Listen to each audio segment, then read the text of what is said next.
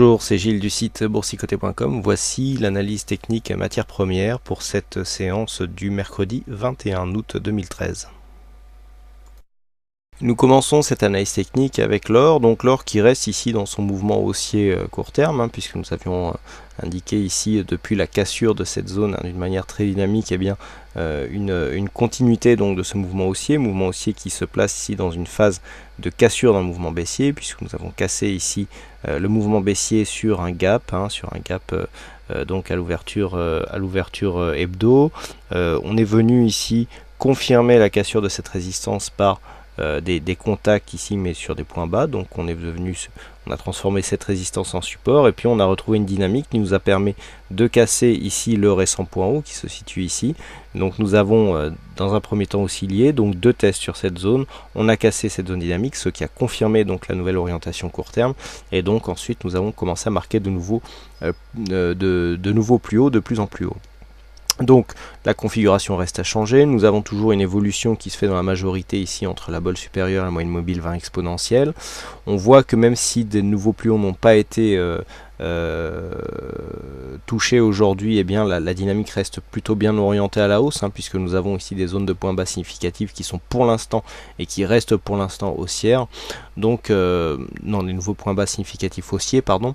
Donc là pour l'instant il n'y a pas de changement de tendance. Par contre on commence à percevoir des petits signes d'essoufflement avec ici, si les cours continuent à osciller autour de cette résistance des 1366, eh bien une rechute qui pourrait se faire. Alors ça ne serait pas très grave, puisqu'on peut ici revenir sur 1345,70 sans réellement remettre en cause la dynamique, puisque nous aurions dans ce cas-là cette ancienne zone de point haut, telle que nous l'avons décrite avant qu'elle soit cassée, qui pourrait se transformer donc en zone de support, donc qui viendrait confirmer une continuité haussière. Il faudrait vraiment descendre beaucoup plus bas et venir chercher ici une fermeture de ce gap, et donc qui a déjà été clos, mais je veux dire le support reste présent, donc il faudrait venir ici sous 1316 pour vraiment invalider la tendance et donc repasser dans un biais baissier.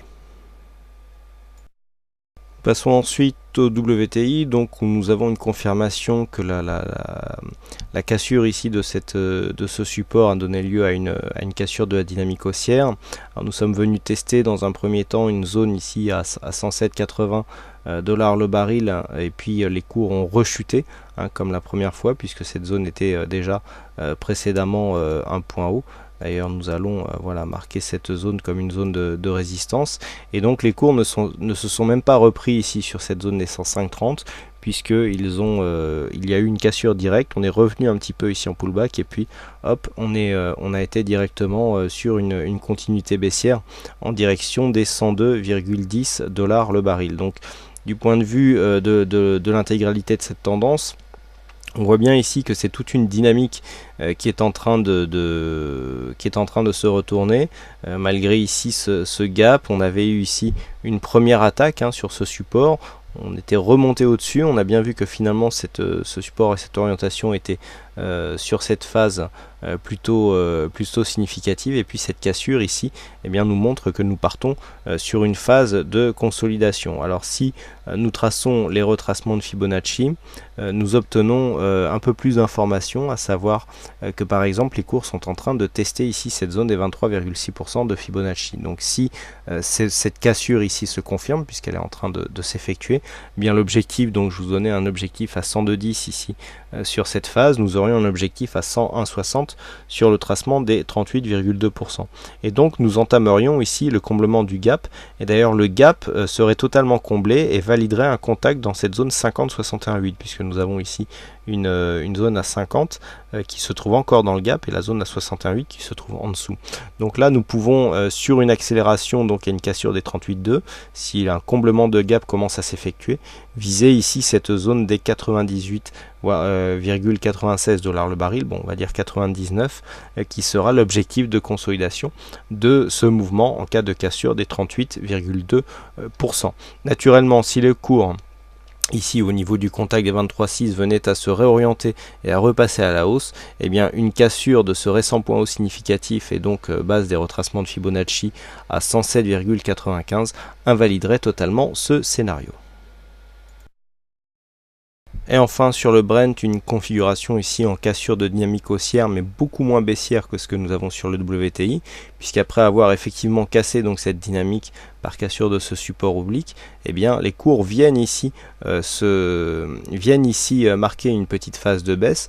On a cassé le retracement des 23,6%, on a quasiment ici effectué un contact avec les 38,2, mais les cours finalement restent au-dessus de cette ancienne zone de point haut et commencent à se stabiliser donc entre cette ancienne zone de point haut et ce nouveau point haut qui se situe à 111 $ le baril. Donc une résistance que nous allons là aussi marquer.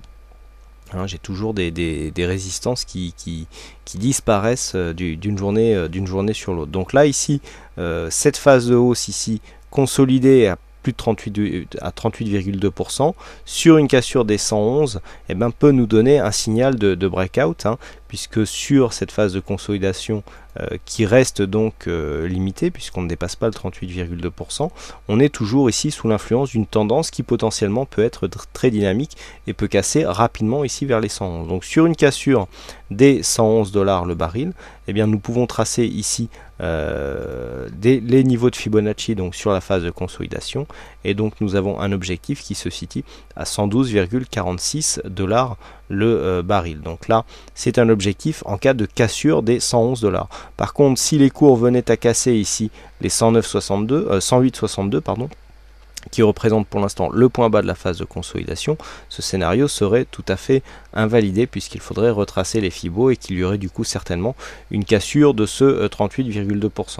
A noter d'ailleurs, si la baisse se poursuit et que donc cette cassure des 38,2% à 108,55 s'effectue, nous aurions un objectif qui se situe ici sur 107,80, 107,70, puisque cette zone de retracement à 50% se situe à proximité d'une zone de support déjà identifiée à 107,72 avec une zone donc 50,61,8% entre 107 et 107,80 $ le baril. Voilà ce que nous pouvons dire pour cette analyse technique matière première. Il ne me reste plus qu'à vous souhaiter à toutes et à tous une bonne soirée, bonne chance dans vos prochains trades et on se donne rendez-vous dès demain pour d'autres analyses techniques en vidéo. Bonsoir à tous.